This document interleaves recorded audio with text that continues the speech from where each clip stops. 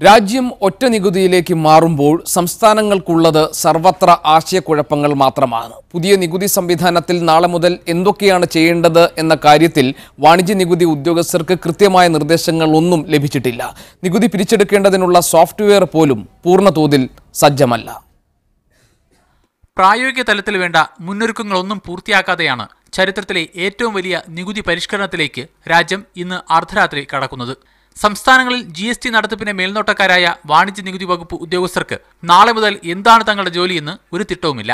GSTN എന്ന software വഴിയാണ് രാജ്യത്തെ മുഴുവൻ GST കണക്കുകളും രേഖപ്പെടുത്തുക. ഈ സോഫ്റ്റ്വെയർ ഇതുവരെ പൂർണ്ണതോതിൽ പ്രവർത്തന സജ്ജം ആയിട്ടില്ല. നാളെ മുതൽ ഓൺലൈൻ വ്യാപാരങ്ങൾക്കും നികുതി ബാധകമാണ്. പക്ഷേ ഇതെങ്ങനെ പിരിച്ചെടുക്കുമെന്നോ നിരീക്ഷിക്കുമെന്നോ വ്യക്തമല്ല. GST നടപ്പിലാകുന്നതോടെ ചെക്ക് പോസ്റ്റുകൾ ഡാറ്റ കളക്ഷൻ സെന്റർ മാത്രമാകും.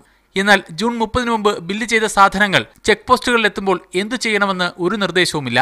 വലിയ നികുതി വെട്ടിപ്പിന് ഇത് വഴിവെക്കുമെന്ന് ഉറപ്പാണ്. RFID സംവിധാനത്തിൽ ചരക്കുകൾ, വണ്ടിയിലുള്ള ചരക്കുകൾ വണ്ടി നിർത്താതെ പരിശോധിക്കാതെ തന്നെ സ്കാനർ ഉപയോഗിച്ചിട്ട് ട്രേസ് ഔട്ട് ചെയ്യാമെന്നാണ് പറയുന്നത്.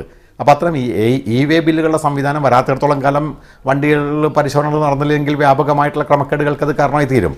അതുകൊണ്ട് ഈ ചെക്ക് പോസ്റ്റുകളെ സംബന്ധിച്ചോളം തുടക്കകാലത്ത് ചെക്ക് പോസ്റ്റുകൾ പൂർണ്ണമായിട്ട് ഒഴിവാക്കുക എന്നുള്ളത് നടപ്പാക്കപ്പെടാനുള്ള സാധ്യത വളരെ കുറവാണ്. നികുതി വെട്ടിപ്പ് കണ്ടെത്തിയാൽ എന്തു ചെയ്യണമെന്നോ പിടിച്ചെടുക്കുന്ന സാധനങ്ങളും വാഹനങ്ങളും എവിടെ സൂക്ഷിക്കണമെന്നോ വാണിജ്യ നികുതി വകുപ്പിന് നിർദ്ദേശമില്ല. പോലീസ് ഇവ ഏറ്റെടുക്കില്ലെന്ന് വ്യക്തമാക്കിയിട്ടുണ്ട്. ചുരുങ്ങിയത് 6 മാസത്തേക്കെങ്കിലും GST സംബന്ധിച്ച ഈ ആശയക്കുഴപ്പങ്ങൾ നിലനിൽക്കാനാണ് സാധ്യത.